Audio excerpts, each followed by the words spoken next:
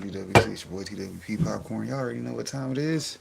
It's 10 a.m. on a Saturday. It's like 10:02, but it's still 10 right there. Close enough, right? Just got through doing our thing over on Super Saturdays. Y'all know we got that the spider pig, uh, yeah, every week. You know how we do. Anyways, let's get straight to our videos because we ain't gonna hold y'all up all day. Yeah, we may hold y'all up all day. So, anyways, we try not to. So that's why we try to get straight to the business. Anyways, shout out to that big homie for that intro beat. Appreciate that.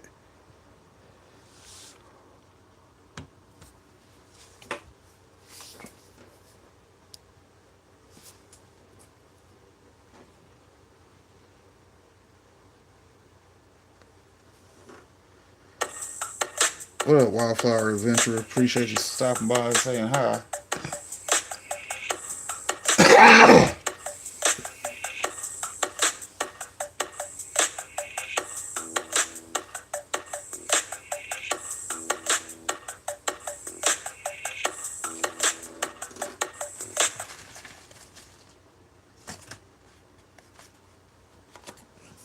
So, back then, when you're partying, what are the like in that day? Probably in those days, this is the 70s, once again, mid 70s, probably most of them came from Mexico, different, which I didn't learn till probably later on in life that they were just locations like Oaxaca or Michoacan or some of the different names they would label the bud that was coming up. Yeah. But there was no comparison to that to now, none whatsoever. It's completely different now. It looks different, smokes different. People have strains. I imagine you weren't picking different strains back then. Far from it. No, you're dealing with the street peddler or somebody in the neighborhood, and they only had one strain at the time. Yeah. Whatever came in that 2.2 pound kilo that they received, that's what it was going to be. But a lot of it had seeds. If you got something with seeds. I've smoked seeds plenty of times, unfortunately. Well, unfortunately, crackles and pops. It's not going to allow the potency of THC because energy is going to make seeds, produce seeds. So the next closest thing we had to what we have now would have been a thing called oil. Oil came in these little vials about that tall, and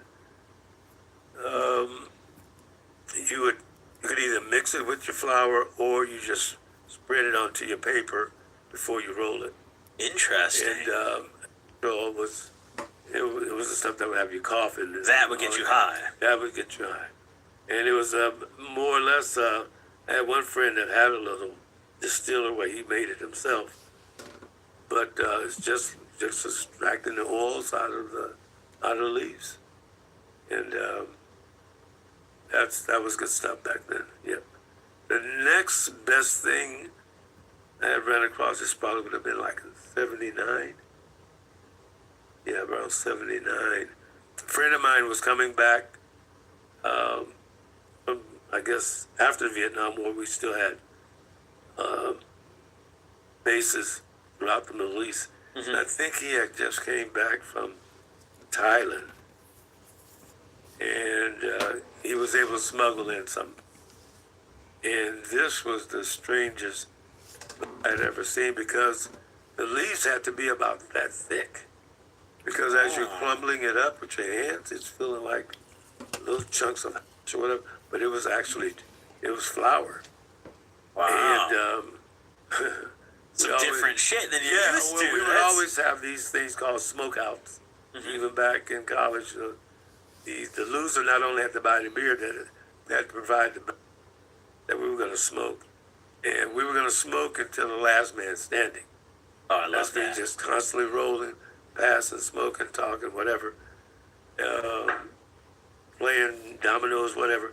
But we're constantly smoking to see which team would have the most fellas still up when the other team 100% was out. Yeah. And That those- sounds fun. We gotta do that here. Yeah. We gotta have a smoke out. Yeah, we had to smoke out with that Thai smoke, and man, I think we didn't get past the third one. Now, normally, we're smoking 15, 20, Wow. you know, that Thai shit was serious. it was serious. So serious that my girlfriend, when she came over the next morning, one of the guys that was smoking with us was in the bathroom, pants down at his knees. I guess he was taking a leak and passed. So Just put him to she walked sleep. in on him like that. Oh yeah. man. But yeah, that was some. See, people be Really having good some man. stories to tell. Like they done That got was out the here and 70s. did some shit. Next up is Joe Joey, and he wants to know: is it possible to catch the dragon later in life? Catch the dragon. What he means is like, you know, when like you do it for the first time and Uh-huh. get really high, feels like you're chasing that high forever. Oh. You ever caught the dragon later on, or Ah. is it always a pursuit? Nope, never catch it the second time around. No.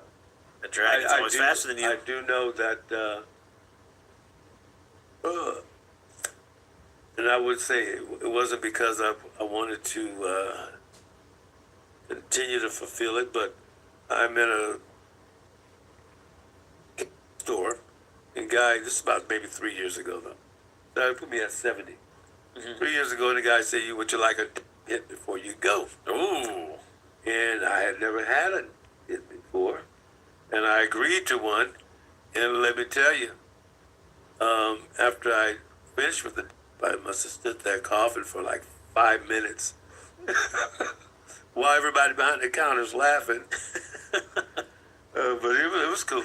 That was the highest I've been in a long time. So you caught the dragon that day. That must have been, yes, I caught the dragon that day. Yeah, but Just take it. I wasn't trying to pursue it anymore. Yeah.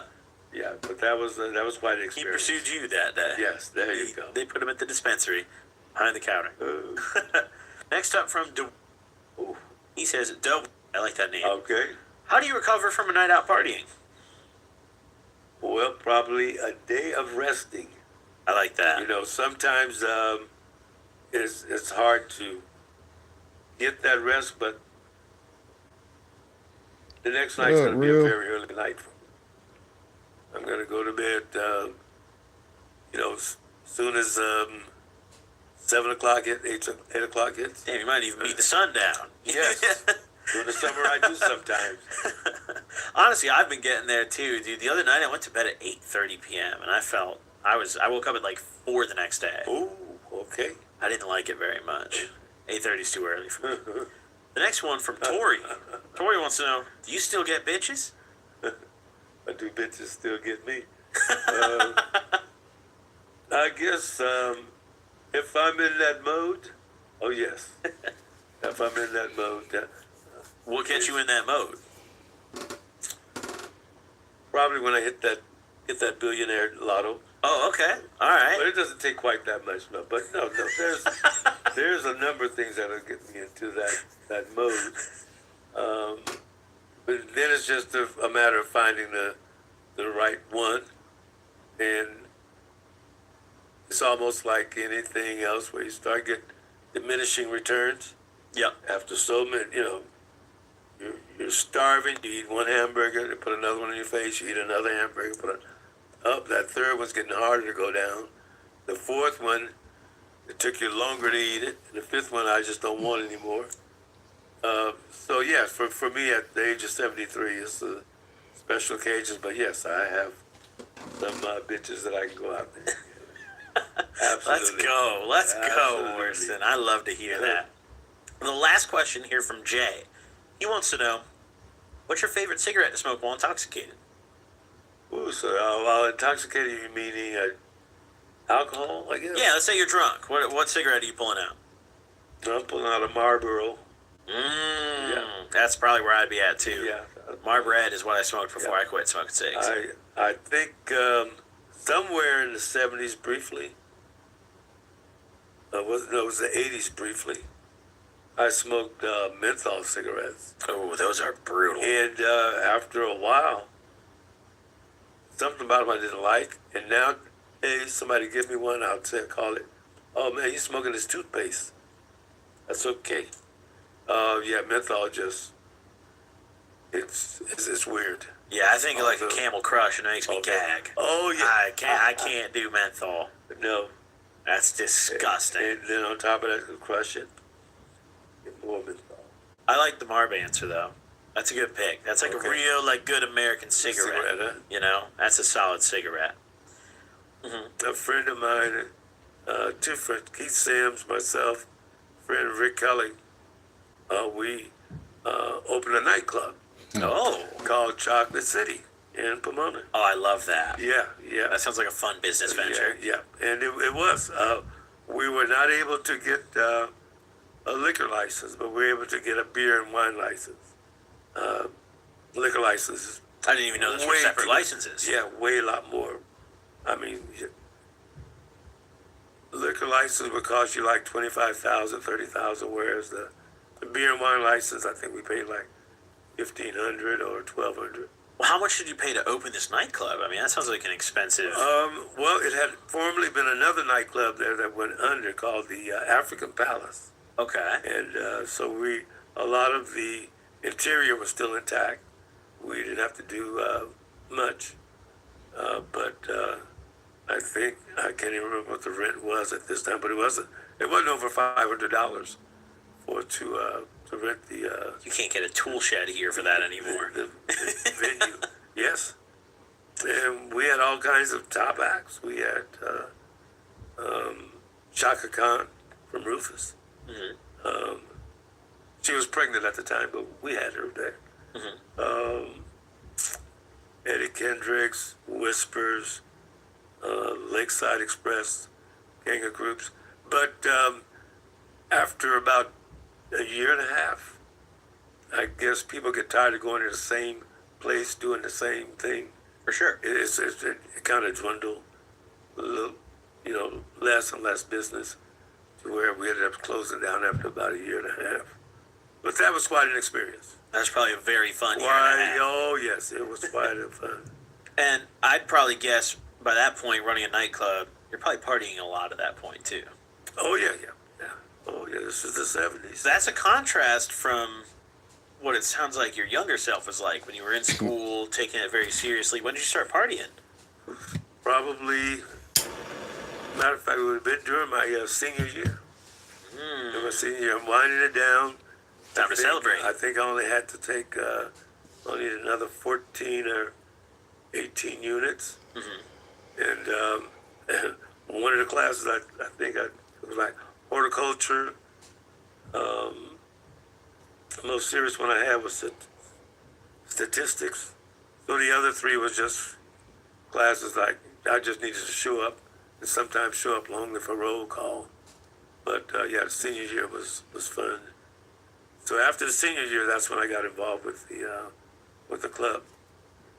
And like I said, did that for about a year and a half, 2 years. And matter of fact, it was a year before the club that I had got married, 75. Yeah. Did your wife support the club? Yeah, she was. Really? Yeah. I feel like my girl would kill me if I opened a nightclub. She had been working at one of the universities there since she graduated from Laverne, and that's what she continued to do for quite a few years. Yeah. I mean, it sounds like you had a good woman if she's supporting your nightclub venture. Nightclub thing. Yeah, well, she was there a lot, quite a bit. That takes some trust, dude. Nightclub, dude, keep me out of that business. I get in trouble. I get in some trouble.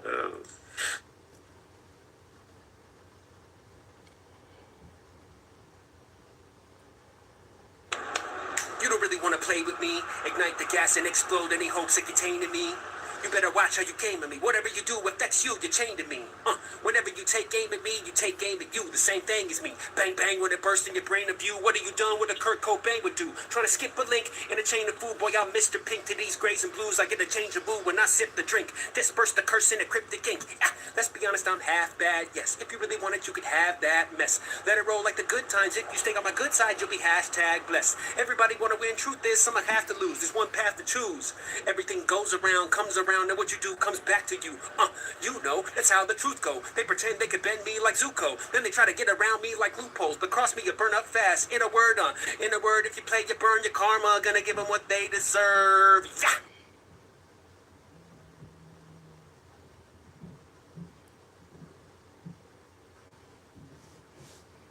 Hey there, champ. A friend told me you got a little too high. I'm sorry, pal. This sucks. You may feel like you've gone permanently insane, or like you're dead. Here's the good news. You're alive, and your sanity is probably intact.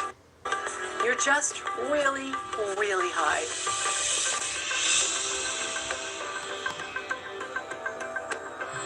The first thing you should know is you're safe. No one ever overdosed on cannabis, and you won't be the first. It's going to be okay.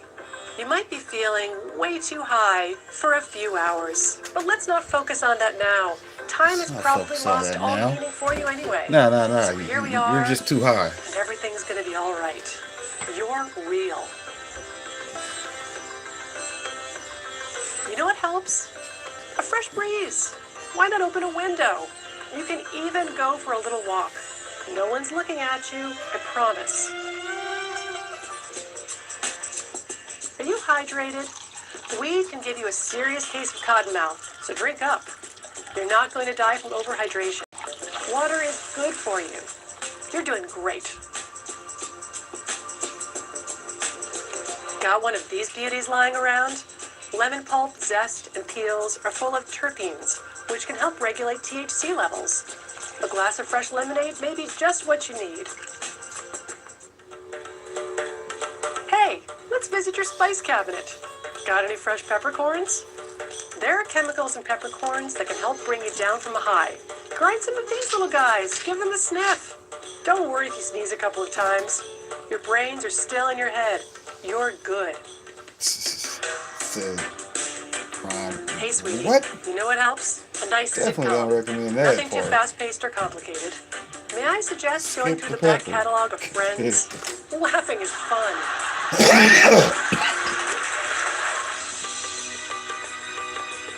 Are you freaking out all by yourself? Oh, that won't do. It's time to call a trusted friend. Talking things through can do wonders and remind you that you're a person and not just a cloud of terrifying thoughts. Feel free to watch this video as many times as you want. Nothing bad will happen as a result, little buddy. You're going to be okay. Is that right? That's right.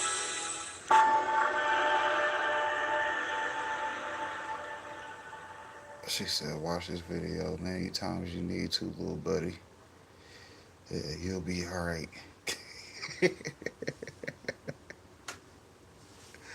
Wow, that's Speaking Snoop of too Dogg, high. the Godfather. I hit that blunt, I'm going to see the father. Damn, Earth was cool. Oh, this gas, 93 octane. God, take me now. Hey, cool it. He got another one sparked already. He being unreasonable. This beyond me. If he think I'm finna hit that blunt again, heavens no, I'm high, bucko. I'm puzzled. I'm finna give it right back to him and tell him I hit it 10 times already. I'm finna call 911 and report an attempted murder. He keep passing me blunts. He think we in a relay race. What a bummer. I'm finna put this out, and if he asks why, I'm gonna tell him I'm allergic to marijuana. Weed for me stand for with each exhale, I'm about to die. He gotta knock it off. I done already took 2 blunts. He done sparked a third one. Smoke monster. I'm finna play sleep. Comatose. That was the best decision. He said, nah, I'm gonna have to put that gun in my pocket. I ain't even gonna throw this one. This ain't the move. I'm finna scoot. He a different bro. Then passes him another one.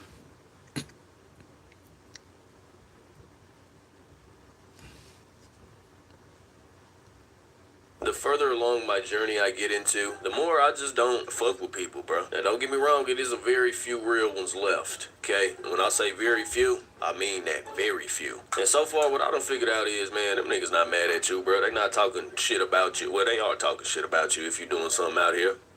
Church. We all know the type of people that laugh and joke with you, and then as soon as you leave, they talking down on you, bro. We all know some people like that. When you're not even around, best believe they will have your name in their mouth. What are they? They might be pregnant. Pop it out. But I've come to realization so far, man, most people just mad at their own situation. To the point of whenever they see you doing something, right, marking off goals off your checklist, steady grinding, being humble, staying out the way, you don't say too much. It reminds them of the work they ain't put in. Because remember, ladies and gentlemen, we all got the same 24. Last time I checked, I don't think another nigga on Earth, Earth time at least. Once you get outside of Earth and shit, Mars, they don't go by the same time as us. The aliens let me know, like, they got intergalactic time. Depending on what sector you in and depending on what division of the universe you.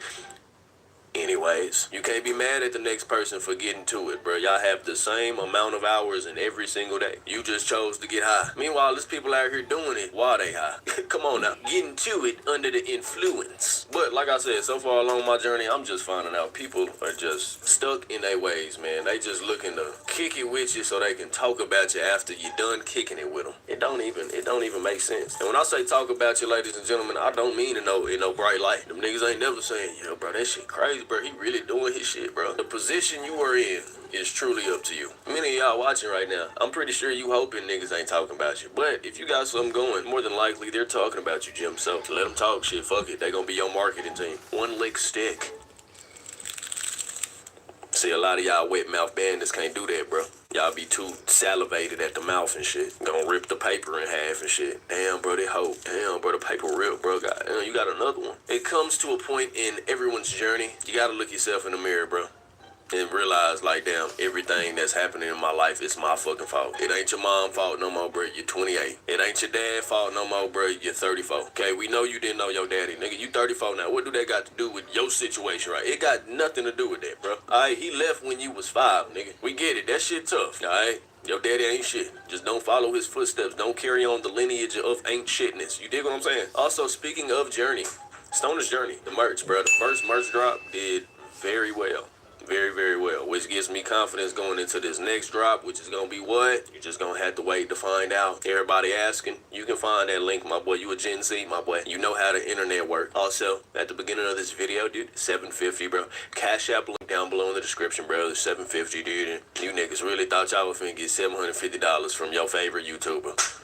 I never do you like that. I never do you like that. I'm just going to put that out there. Lemon chirps, okay? Not really a fan of the piney lemony shit, but it is, I'm gonna put it like this. Imagine you not doing what you want to do in life because you worry about another nigga talking shit. And you end up not doing it, right? And then them same people that was finna talk shit about you doing it is talking shit now about you not doing it. What does that go to show you? Right here. What does that go to show you? You can't please these niggas. Jesus knew one of the homies was finna slime him out, and he still gave him the benefit of the doubt. So let people do what they do. They gonna do it anyway.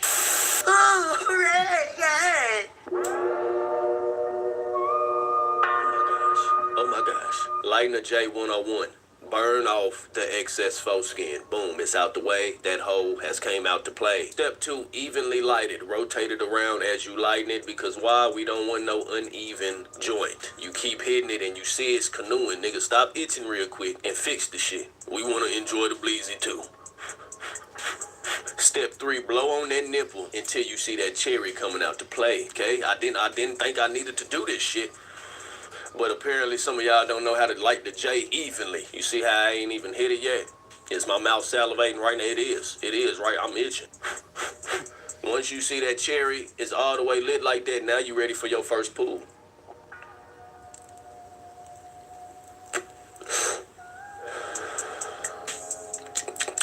Terps. 2 types of different people in this world. You got the people who gonna do it, then you got the people who gonna talk about the people doing it. Which one do you want to be?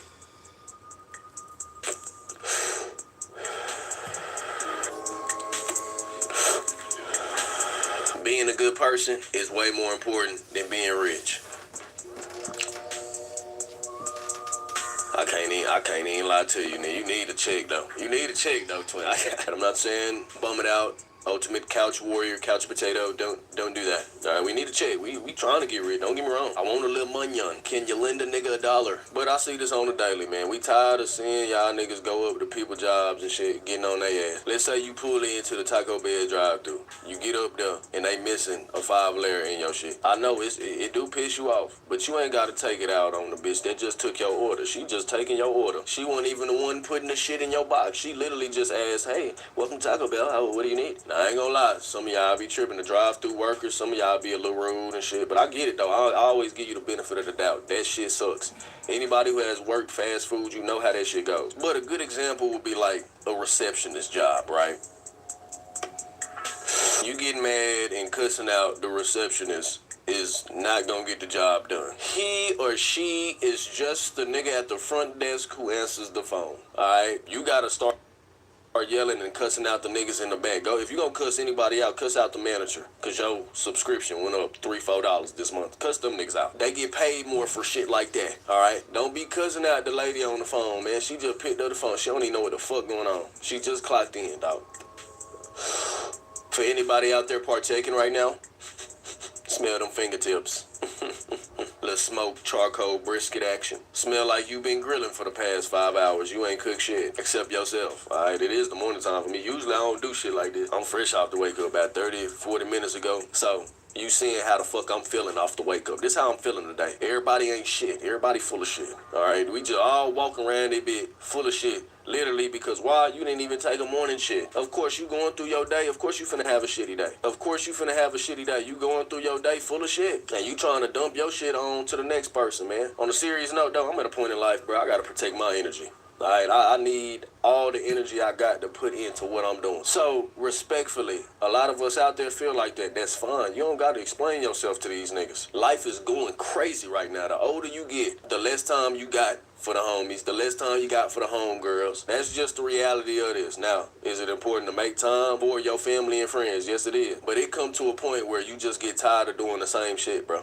You feel me? It's nothing wrong with people out there who is happy with their life. Go to work, come home, you feel me, got a little in the savings, got some good health care, bro. That's fine, bro. That's fine. But stop pressing y'all beliefs on everybody else. Just like everybody don't want to be a fucking millionaire. Everybody don't want all that stress that come with that. It's stress on both sides. I don't know the stress on the other side. You know, I just know how the stress is of a regular ass, broke ass nigga, bro. All right, we just all around this bitch scavenging, dog. Every day I wake up, I wonder what I'm going to eat, right? Your environment can really keep you down sometimes. I'm from Dallas, Texas. If I was still in that environment, bro, I probably wouldn't been where I am and doing what I'm doing at this point. Because you from the area. You know what I'm saying? You used to how everything going. You fine with the motion, going through the motions, as we would call it. Everybody who grew up playing sports, you heard that shit before. You going through the motions. You not giving me your all. You not giving me all. I know you just ran 60 suicides, nigga. You can't feel your legs, nigga. We gonna run another. I think the fuck not. But for the people that's okay with just getting by, do your thing. Don't press your beliefs onto the nigga that's trying to do better, that's trying to get to a point of success that you can't see, because it ain't your vision, bitch. That's why you can't see it, nigga. That don't mean be negative and be like, bro, I can't see you doing the shit that you thinking you finna do. Like, that shit sound crazy when you say it out loud, right? Of course, people ain't gonna put it that way, because why? Niggas ain't keeping it G100. But they gonna beat around the bush and be like, I don't know, bro. I don't know about that, bro. Shit, if I was you, bro, I would just really just chill on the couch. Like, everything gonna come to you, bro. The $1 million gonna come to you, bro. You don't gotta go get that shit, bro. You see how stupid that shit sound? That shit just sound like an idiot said it. Instead of people trying to work up with you, okay, they want you to be brought down. They want to bring you back down. That shit is so crazy to me, which is why I, once again, protect my energy, bro. It's important to protect your energy, and really all that mean is, bro, you don't react to a lot of bullshit. You know what I'm saying? I don't react to a lot of shit. I don't give a fuck. High levels of not giving a fuck will go a long way, Jim. I promise you. You didn't pay the light bill? I don't give a fuck. Let's light a candle. You ain't got nothing to eat but cereal in there? Well, it look like we finna have a sugar rush for the next 4 days. I'm fine with that. Just pay the light bill, bro. You know what I'm saying? I don't know why we gotta even pay for lights. The electricity free. Shh. I gotta go. We gotta end this shit, but they coming. What? They coming up. Ice cream. Now, I have talked about this on stream before, but wanting better for yourself will piss niggas off for some reason. I don't know why. Your ambitions and your goals sometimes do make niggas angry. I don't know why it is like that. But down below in the comments for my philosopher stoners out there, the philosophical high that you receive, whatever you're thinking right now, drop that down below in the comments. Why is that, bro? I just be feeling like it reminds people of what they not doing. You feel me? Or what they could have did. They had the same chance. They just didn't want to do it. Oh well, fuck them. You see? High levels of not giving a fuck. You just don't give a fuck no more. If you ever see people out here smoking that Marlboro Light 100 and keeping the smoke inside of them, mind your fucking business. Stay on your P's and Q's, because why? Okay, that's that stress smoke. We done all seen young boy keep that cigarette smoke in him. Murder on his mind. They screaming out murder. That nigga selling them shows out. Boy, high levels of niggatry everywhere. But that shit lit, though. That shit is lit, man. It hurt some gas. It hurt some gas, bro. I ain't gonna lie to you. This hoe done made me even forget what I gotta do today. Also, this right here happens to be OG cake, cream pie, blueberry guava nipples, monkey booty OG. It's a real strain. Gotta look it up. You know when the gas is thumping, whenever you go from a nose breather to a mouth breather, that's when you know the czar is hitting, bro. It's hitting. Lick your lips, blow your nose, nigga. Some of y'all blowing y'all nose and shit. Y'all keep wiping that snot on your motherfucking shirt and shit. Let's get some tissue. I don't even know what we gonna title this video. By now, the shit title. So you know what it say. That's the thing with time. Time is an illusion. You know what I mean? We technically in the past tuning into this video right now, but we also technically in the future, because I'm dropping this in the future. Thank y'all to everyone that continues to... I'm sorry, I had to get that in me.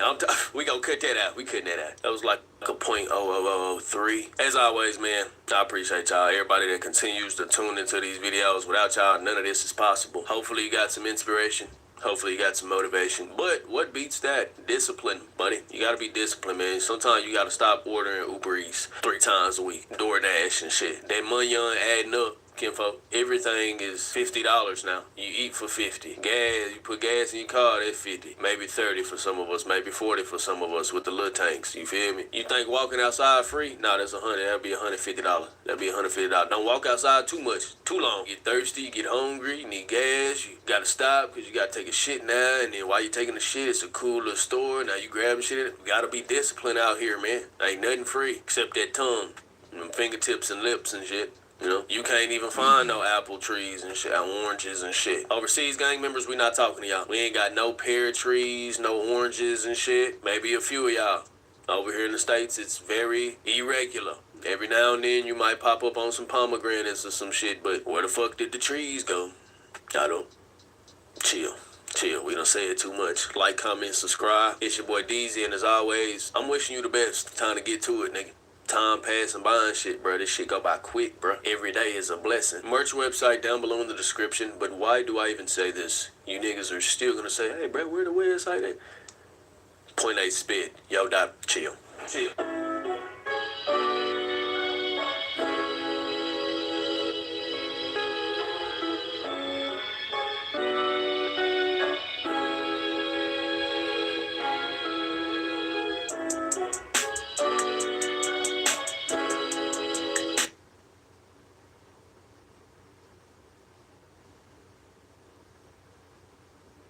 Everybody in New York was calling us. Everybody in New York was calling to get down with Mr. Nice Guy. We met all kinds of customers, like this guy here. He's what we call an enhancement smoker, because he thinks that marijuana makes every activity that much better. Casa su casa. Observe. You're Scarface, right? Yeah. I love Al Pacino, man. Did you ever see Son of a Woman? Yep. Yup. You ever seen Son of a Woman on weed? That's the way to see it, man. It's just whack. $60, yo. Cool, man. I got it. Did you ever see the back of a $20 bill, man? No, I don't know, yo. Did you ever see the back of a $20 bill on weed? Oh, there's some weird shit in there, man. There's a dude sitting in the bushes, man. Does he have a gun? I don't know, man. I don't know. What? Red team go. Red team go. It's just some weird shit, man. Man, you fucking crazy, yo. Oh, that's cool. Thanks, man. Hey, yo, wait. Dude, I'm gonna check out the stars later. It's really trippy. Especially on weed, man.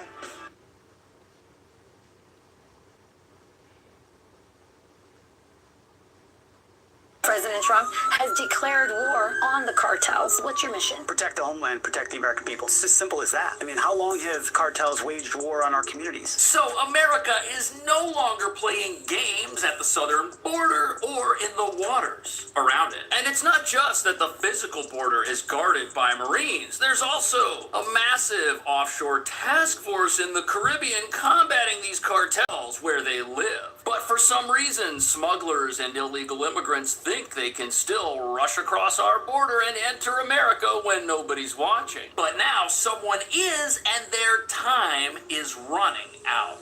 We cannot continue to just treat these guys as local street gangs. They have weaponry that looks like what terrorists, in some cases, armies have. They control territory in many cases. Wearing Kevlar bulletproof vests in 100 degrees, the U.S. Coast Guard is working to keep the South Texas border safe, riding up the Rio Grande on a mission to stop Mexican cartels and assist U.S. Border Patrol. ¿Qué piensas de Donald Trump? Pues cumplió todo lo que dijo. But it's not just Trump's deportations that are having an impact. The president's border policy is doing the work for him. Migrants are no longer making the journey. Now, for the month of July, numbers are lower than they were last month, but we are still seeing around 1,000 people who have attempted to enter the country illegally through the El Paso sector, which does include New Mexico. And that is exactly why they're reinforcing it, because this is essentially a hotspot for the criminal cartels. And this is exactly the spot where we saw a man actually brandish a rifle at us.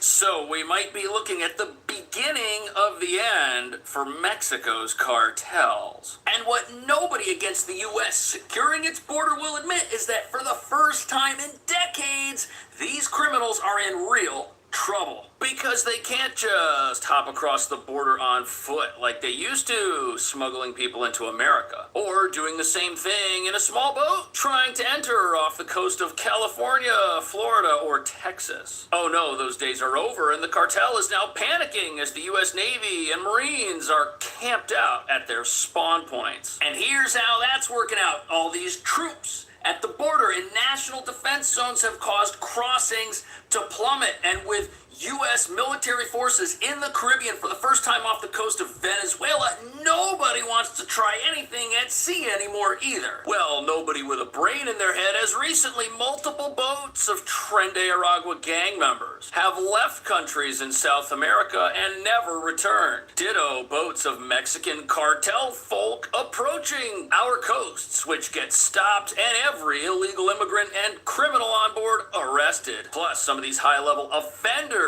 are even sent to places like El Salvador and Guantanamo. But border crossings are still happening, and this brings us to the real reason this border crackdown is now going up a notch. These criminal organizations, they have been hanging out in the wrong countries for so long that they now control the governments in many cases in those places, which explains why they're so hard to stamp out. After all, how do you destroy a criminal organization that's in a sanctuary country like Mexico and has their own territory and essentially their own military? Or how do you get rid of a cartel in Venezuela where the cartel is in charge of the entire country with their strongman, its leader, running the place? Well, the answer to that starts one boat at a time.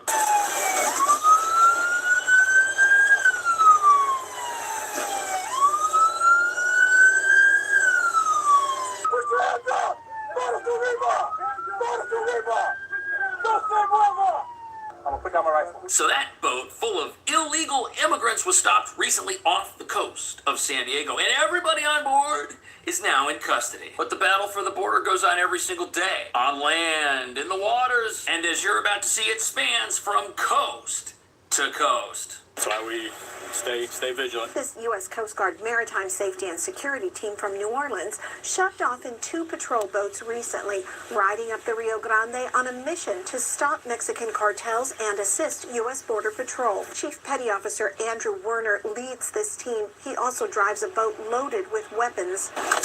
We have a couple long guns loaded up, and then we all carry personal defense weapons. So it's like you said, we're dealing with trans criminal organizations across the border. We understand that there's a lot of people that are coming over here to try to find a better life, but they're also dealing with those people that come across here, and they are right there. They're right there, just across the water. You've got Mexican territory, which is a safe space for these criminal organizations where they try to plan border incursions every single hour of the day. And the idea that Mexico can't seem to figure out where these cartels are is just bogus. In fact, just a few months ago, News Nation was at the border and these cartel members came out of their base, which was totally not hidden at all, and tried to get the news crew to run away. On top of that, these guys even had their initials stamped on the side of the building. They're not trying to hide, that's for sure. Their activities are out in the open, everybody knows it, and that's why we've still got to be super vigilant at the border, even with crossings at the lowest point they've ever been. Mexican cartel have drones in the air and spotters on the ground all along the river. They do use drones as a tactic to spot, and then they do have people on Mike's side, the Mexican side. They do have spotters to call us out and report our positions. Their job is to look for suspicious activity, and he says that's getting harder. Right, when the money's there, the technology's there as well. So it's hard to keep up with what they have and what we have to counter detect what they have, and it's we're always going to be chasing. So look at that. You've got these criminal organizations in Mexico just across the water that are apparently at parity with the forces trying to stop them. That's why troops have been sent to the border. That's why there is a naval armada in the Caribbean. You see, things have to go up to a level that stops these guys, a level that they can't match. That's what's going to get rid of these illegal crossings. And that's why the U.S. has stationed F-35s in Puerto Rico. If these cartels try anything, no matter what country they're in, their activities are going to be spotted and dealt with almost immediately. In fact, that's already happened. We're seeing armadas of these cartel boats getting stopped in their tracks. However, the idea that cartels can just camp out in Mexico right on the other side of the border and are empowered to do this because of all the money they're making reveals another aspect to this story. Because even if Mexico won't do anything about these guys, if you do something about all the money they're making, well, they're gonna vanish. When President Trump first won. Well, fast forward to right now, where Tom Homan says they're only seeing 11 gotaways in a single day across the entire southern border, and the cartels are feeling it. Take a listen to what he had to say today. Why? We got a secure border. When you have a secure border, every border agent is on the line doing their job. They're not changing diapers, making baby formula, making hospital runs, making airport runs. Everybody's on the line and vigilant. And the cartels are hurting. Look, under Biden, the cartels made more money than they ever made. Smuggling aliens. Now we have a secure border, cartels are going bankrupt. And President Trump, through all his efforts and his leadership, we're going to wipe the cartels off the face of the earth. Right. If they're not making any money, there's no reason for them to try and commit the same types of crime they've been committing because it's just not profitable anymore. Can you believe that 4 years ago, Border Patrol they were humanitarian care workers helping people cross the border, assisting them on their way into America? That's crazy. No wonder we had a migration crisis. But look, nobody wants these cartels around except for those who are on the take in some form or another, which reveals how they have their own territory in Mexico, which is essentially a no-go zone, even for the Mexican government. They're so well connected, they can pay to exist, pay to help allegedly friendly politicians get elected and run the show, and then pay to exploit two countries at the exact same time, which would be Mexico and the United States. U.S. Customs and Border Protection encounters in July hit a historic low of those trying to cross the southwest border illegally. Just 4,600 arrests, down from 56,000 in July 2024. Warner says Mexican military have stepped up patrols, but they can't let their guard down because trans-criminal organizations, or TCOs, still operate here. And now there's a new problem. Mexicans are feeling safer and coming to the river to fish, swim, and have parties. He says that's making it harder to tell who's a bad guy and who's just having fun. So, look at this. Here you have a river. You got vehicles. You've got some people swimming over here. Law-abiding Mexicans, for the first time in decades, feel safe enough to go in their own river. Isn't that crazy? And although this presents a new potential problem for law enforcement, it shows that the border crackdown is working. This benefits people in Mexico. This benefits people in America. Not the criminals, not the people who are allegedly in league with the criminals, like the corrupt politicians, but it benefits the law-abiding in ways Americans were told forever just didn't exist. We were told, oh, law-abiding Mexicans, oh yeah, they don't have a cartel problem over there. There's no problem with gangs over there. People are fine. Really? They couldn't even go in their own river. This is the first time they've taken a dip. Can't make this stuff up. Well, we can all appreciate that, testifying against El Chapo, going against the Sinaloa cartel. The Sinaloa cartel is one of the cartels, the primary cartel, in fact, that the Trump administration says they're going after and going on offense. What do you think about this as an approach, going on offense?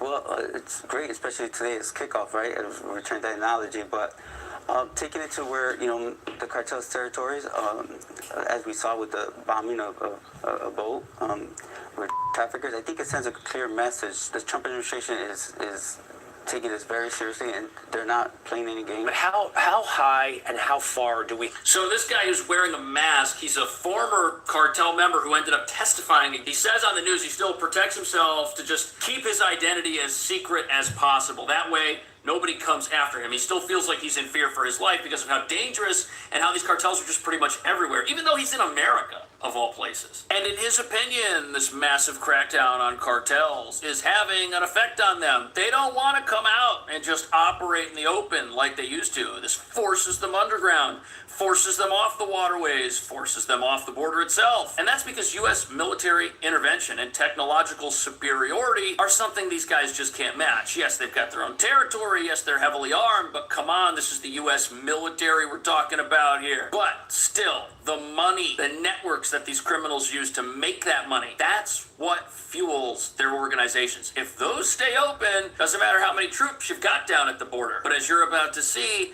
something started disrupting these operations almost the second Trump got into office. Me deportaron en avión hasta de Texas a Villahermosa, una parte de México.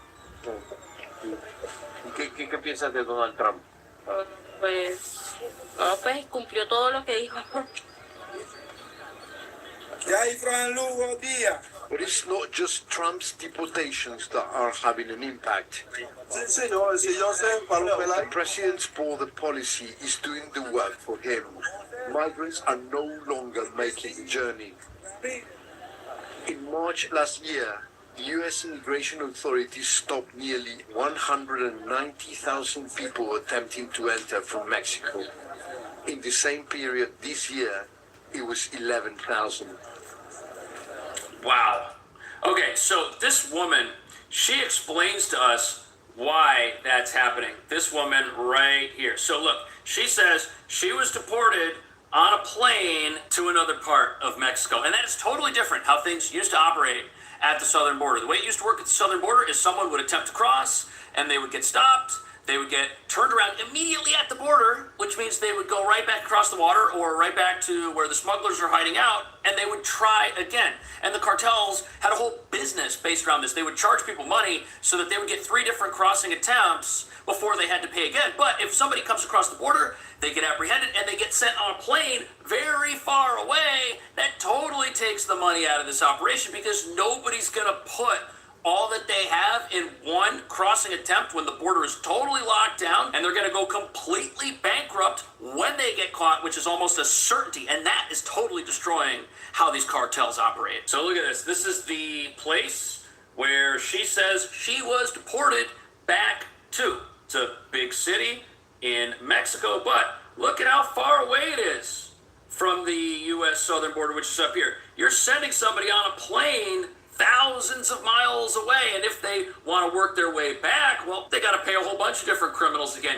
The money for that just doesn't exist. People aren't going to make the journey if it's fruitless. But if they can get 3 attempts at the border and they may be able to sneak in, get instant asylum once they come here, the opportunity is a lot different, isn't it? None of that stuff happens anymore. And what this reveals is that the most important tool in the battle over border security is to remove the incentive for folks to break the law. If there's no reason to break the law because it's a bad idea and it comes with real consequences, some of which are financial, the millions who were paying these cartels to illegally enter our country are going to vanish. Which perfectly explains why the U.S. had a border crisis to begin with. There was no enforcement down here. We heard from the border czar that Border Patrol agents were mixing up baby formula. Now, of course, you should care for somebody who's in trouble, but if we're doing that and helping them come into America where they get asylum and they can go to a sanctuary city and they could potentially be here for a very long time without legal permission to even be here, that is a major problem. And things are being done the opposite manner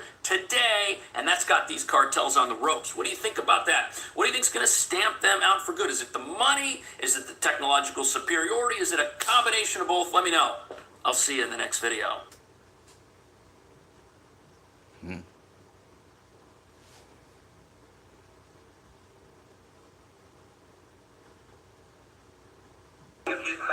I mean, whatever it takes to make a motherfucker stop existing. I was just spoon shop. I stab a nigga right now. I just one motherfucker to death. You wanna fuck with us? Nah, you don't really wanna fuck with us. You know what? Press the wrong button, nigga pop. There you go. You gonna eat your cornbread. Oh, Trevor. Don't say that. You talking to me? Yeah, I think you're talking to you. No, not at all. I want you to have it. Will you mind passing this down to... Hey, no, I ain't good. Pass your cornbread to him, but that's your cornbread. Hey, I'm a grown man, okay? I'm not going to eat this cornbread. If he wants the cornbread, damn it. If he wants some cornbread, let him go up to the front and get his own portion of cornbread. That's your cornbread. Fuck him. Hey, man, you going to eat his cornbread, all right? Fuck you. Right. Look, I don't need you to take up for me. I'm all right. I'm a grown man. I can handle it. You let him have your cornbread. You're going to be ironing his drawers to clipping his toenails. Shut up.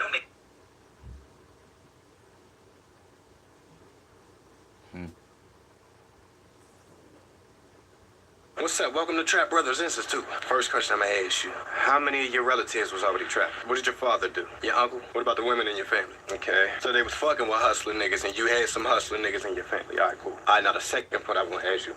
How long you been trapping? You never tried? Not at all. Okay. You seen your mans and them do it. And how long did this go on? Let me ask you this. We're gonna do a couple exercises. Right now, where we stand, you just made a play. A nigga give you the money. What you do with it? In your pocket? The fuck, nigga, stash spot. Okay, you never keep it in your pocket. Fuck is wrong with you, dog? Think about it. Because once you lose that, then what? How much you keep in the stash? Dog, why the fuck is you telling me how much you got in the stash? Come on, some niggas don't be thinking. Alright, so right now you fucking up, man. I'm hoping you redeem yourself. What did you ever play sports? You did. Lucky you. What did you run in a 40? 4.5, 4.6? You gonna need that. That might be your bread and butter. Rely on that motherfucker. In fact, you might want to start keeping shit in your pocket if you running that 4.5. Yeah, ain't a cop in the district that's gonna catch you. Yep. You a bad motherfucker. You know how to cook up? No?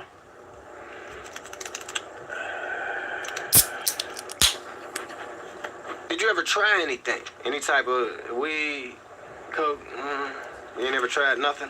You got minimal experience, my nigga. What does taking a drug, consuming it, have to do with selling it? But some of that comes in handy. I'm gonna teach you a little bit about that. Come on back here.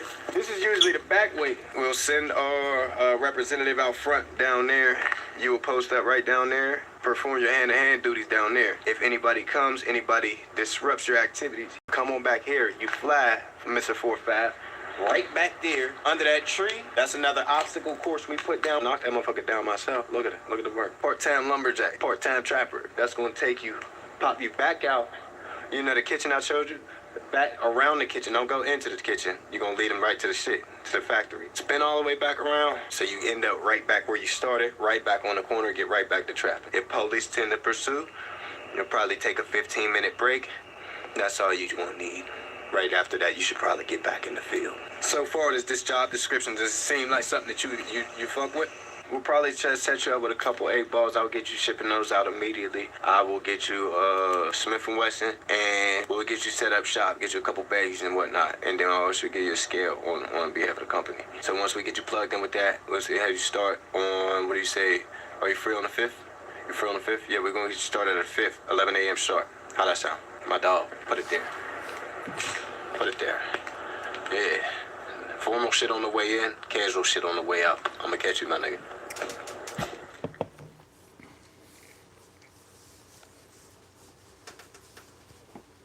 At the Hall of Justice. Yeah, that's right. Can you stop playing with the radio knobs like they're nipples? Shut up, Clark. You don't know anything about nipples. What? Come to Earth acting like you know about nipples. You don't know a damn thing about nipples.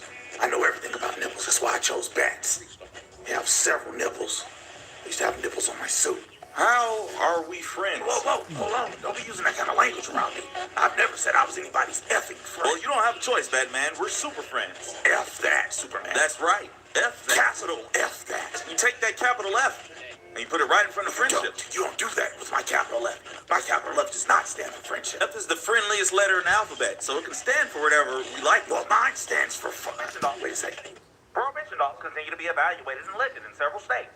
While this is happening, marijuana is legalized in several cities, including Amnesty Bay, Gotham City, Metropolis, Keystone, Ivy Town, Hub City, Happy Harbor. Did he just say Weasley? Yes, the F he did. Clark, is that stash we stole from Scarecrow still in the basement? There it is. Oh my God, it's beautiful. It's so loud, you can see the smell through the package. And now that it's legal, we can fight on the side of justice and also be high as fuck. He said also be high as fuck. This was going to get smoked whether or not it was legal. You're right about that. Better bust that shit open. You're talking about the weed, Batman. Dares release the Zaza demon, the stickiest of the icky. No one wants the smoke. Your little lungs are too small to hot box with a thorn. No one is but the That's right, Clark. Hold that shit. Hold that shit. What the fuck is wrong with you? Damn, I didn't even know you could cough. That shit must be some fucking gas. I am not made for that type of consumption. Oh, shit. You don't put him to fucking sleep. That is not sleep. That is a coma. Oh, nah, bro. I gotta smoke on that. Hold on, let me find these rolling papers. I gotta have them in my utility belt or something. Rolling papers? I must have left them in my cave. Hey, ride me to the corner store real quick. I'm gonna go You get some. couldn't handle my second-hand smoke. Hey, smoke ghost nigga. I don't know if you know about me, but I'm fucking Batman, bro. I've been out here doing this. I'm vengeance in the night, and I've been smoking right. So don't even try me with that bullshit. You gonna have to go where long fucking where. Touch your ass. No one can survive the Zaza demon. I know this Scarecrow pet down here somewhere. I can smell. What the fuck? Mm-mm-mm-mm-mm. Y'all smoking without me? Look at your bitch ass asleep. Can't have no real smoke. Y'all motherfuckers ain't. What the fuck is y'all? What is that? I say that. God damn. What the fuck? I stepped out for 1 minute and now it's 3 of them. All of you bitches. I'm not even an indica strain. Wonder Woman just came down there and passed smooth out like boop. Oops. That's crazy.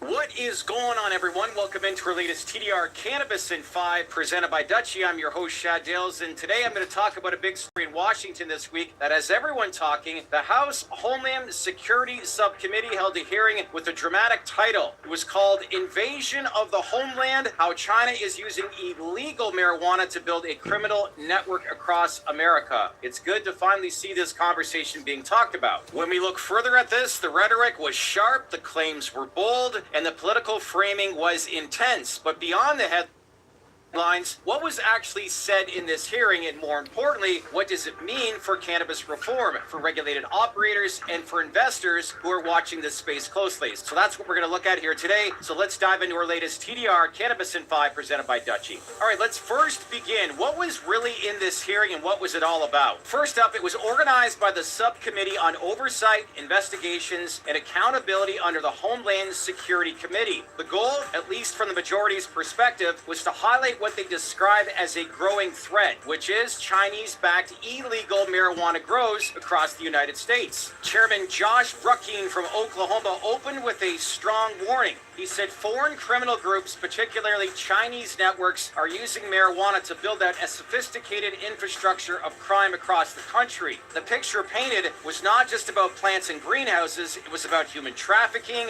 money laundering, environmental damage, and even operations located near sensitive infrastructure like pipelines and military bases. Well, think about this. This is bigger than what we think. So in other words, this wasn't framed as a cannabis debate, it was framed as a national security threat. And that's where things go to a whole new level. But saying all this, not everyone on the panel agreed with that framing. And this is where things get rather interesting, especially if you follow the cannabis industry. Democratic Congressman Troy Carter from Louisiana used his time to flip the narrative. Instead of focusing only on foreign networks, he focused on federal policy failures. Carter said the criminalization of marijuana has been, quote, nothing short of a disastrous for communities, for our economy, and for justice in America. He called out the disproportionate harm to black and brown communities and stated clearly marijuana prohibition has failed. And I agree with him. So that's a big statement, especially in a hearing designed to make cannabis sound like a national threat. Carter reminded the committee that even Donald Trump has voiced support for rescheduling cannabis. And he urged his colleagues to consider reform not just as a partisan issue, but as a matter of fairness, public health, and safety. So really right there in the same hearing, you have two completely different messages. You have one that cannabis is front for foreign criminal cartels, and then two, that prohibition itself is indeed the real problem. I think they both have valid points. So now let's break down the specific claims that were made, and also the critiques of those claims. So on the law and order side, witnesses argued that, one, thousands of illegal marijuana grows, especially in states like Oklahoma, are being operated by Chinese financing and control. Another is these operations use straw buyers to conceal ownership. They also pay cash for land, often approaching rural landowners with offers that are hard to refuse. In addition to that, they undercut legal cannabis by flooding the market with cheaper illicit products. So that really was the testimony. But here are the questions critics are asking for. How much of this is based on broad national data versus localized case studies? And how many of these operations are actually connected to the Chinese Communist Party versus simply being criminal enterprises with foreign nationals involved? And perhaps most importantly, why is it that these hearings, lawmakers often blur the line between illegal operations and the regulated legal industry? Because if you don't make the distinction clear, the stigma washes over everyone, and that hurts licensed operators trying to play by the rules. Again, let's keep talking about this. And that's exactly where the cannabis industry itself comes into conversation. If Washington is going to treat cannabis as both a potential threat and a legitimate market, then the regulated side has to demonstrate it can operate cleanly, transparently, and responsibly. And that's where our technology partner comes in. This segment of Cannabis in 5 is brought to you by Dutchie, the technology powering cannabis commerce. Dutchie helps dispensaries manage everything from point of sale to payments and online ordering. It's about keeping operations efficient, compliant, and customer friendly. If lawmakers are scrutinizing the industry, operators need to show they're running tight, transparent businesses. So with that, if you want to learn more, visit business.dutchie.com. So getting back to what we were talking about, what does this all mean in terms of policy? Well, one reminder that came up is that the Office of National Drug Control Policy, otherwise known as the ONDCP, is currently barred by law from promoting legalization of any Schedule I drug. That means even if the drug czar is personally open to cannabis reform, the office is structurally limited in what it can do. Senator Cory Booker has pointed out repeatedly that this creates a strange paradox. You can't even study cannabis policy impacts through the very office tasked with drug control. How does this make sense? So that's why he and others have been floating legislation to lift those restrictions, and let's hope they come through. So in this context, Troy Carter's comments matter even more. Let's face it, they weren't just symbolic. They signaled that at least some Democrats are trying to reclaim cannabis as an issue of justice and fairness, while Republicans are increasingly framing it as law and order, even national security challenge. So there are some moving parts here, but there is momentum building here. This is good. So when we factor all this in, what does this all mean for the cannabis industry? First, expect more political volatility. When Congress starts using words like cartel invasion and homeland threat, that creates headlines. Headlines then create stigma, and stigma creates pressure on both the regulated operators operators and, let's face it, for investors. Second, expect more pressure on the line between the illicit and regulated markets. If regulated businesses want to thrive, they'll need to demonstrate that they're the opposite of these illicit markets. Transparent ownership, strong compliance, and clean operations. So pay attention. And third, watch for the political narrative closely. If President Donald Trump follows through on rescheduling, Republicans will indeed try to claim credit for cannabis reform. If Democrats like Troy Carter start pushing back harder, they'll try to reclaim the issue as a matter of justice and fairness. But let's face it, this is a congressman versus an actual president. Big difference between the two. But if the Democrats can start to rally and start talking about this more, it may force a hand on President Trump to come out with an announcement sooner rather than later. Again, speculation. So here is the bottom line. This week's hearing wasn't just about Chinese cartels or illegal grows. It was about how cannabis is being framed in Washington as a threat on one side and as a failed prohibition policy on the other. So when you factor this in, the stakes are high. For reform advocates, for operators, and for investors, and really for communities, these debates will shape whether cannabis moves forward as a regulated industry or stays caught in the political tug of war, which we've seen for a very long time. How long? I've been involved in this industry for close to 7-8 years. So you're talking 10, 15, 20. It's going back to the 1970s. A long time, people. So time is now. Let's get an announcement. So that's it for today in our latest TDR Cannabis in 5 presented by Dutchie. Leave your comments below. What you think of the actual hearing this week? Did you get a chance to see it? What was some of the feedback that you noticed more than anything? Leave your comments below. As usual, like, subscribe, and smash on that bell for all notifications. We'd appreciate it here at the TDR Cannabis in 5 presented by Dutchie. Enjoy the rest of your weekend. Like I always say, stay open-minded, stay connected, and I'll see you in the next video. I'm your host, Shad Dales, and thanks again for watching.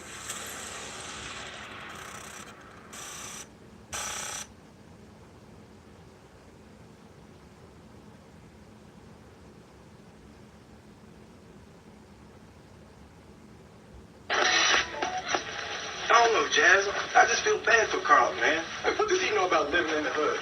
I just spent half the ride over here trying to convince him not to say dynamite. I just feel like I'm tossing him to the lions or something. You know what I mean? The Detroit Lions still got those cheerleaders? Open the door, man. Yes, that's right. You can buy property for no money down. Hey, yo, what's up?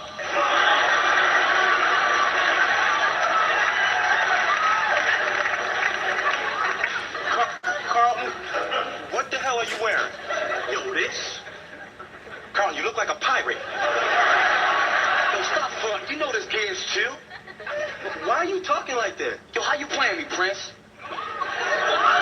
What? Yo, you dissing me. Come on, man, stop it. Hey, Prince, lay off of him, man. We like C-Note. C-Note? Yeah, he was a little stiff, but he's coming around. Yeah, he's helping us with our business. Hey, C-Note, how do I figure my net worth? Yo, how many times I gotta tell you? Write your questions down, I'll hook you up later. I'm sorry. That was rude of me, man. Are we cool?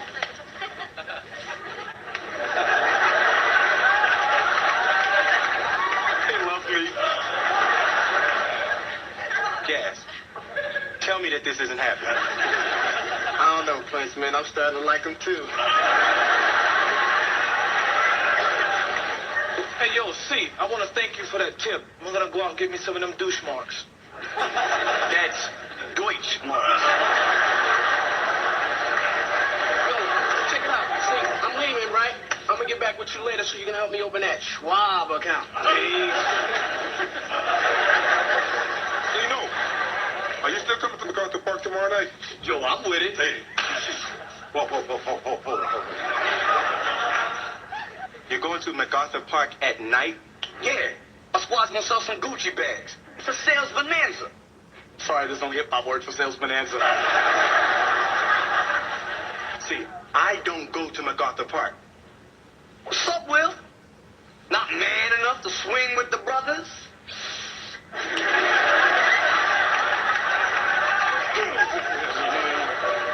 Look, you have no idea what MacArthur Park is like. It's dangerous, man. Oh, Will, if there's any danger, I'll call the park rangers.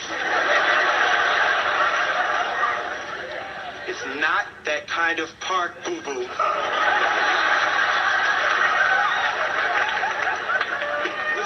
People get killed there. Look, you have no idea what you're getting yourself into. I know exactly what I'm getting myself into. Look, I'm tired of you always talking down to me, Will. I'm gonna win our bet, and you'll never be able to make fun of me again. Hey, look, you know what? The bet is off, Carlton. It's off. Come on, let's go home. Hey, leave Cino alone, man. He ain't leaving till he does my taxes. Yo, I'm gonna sleep on the floor.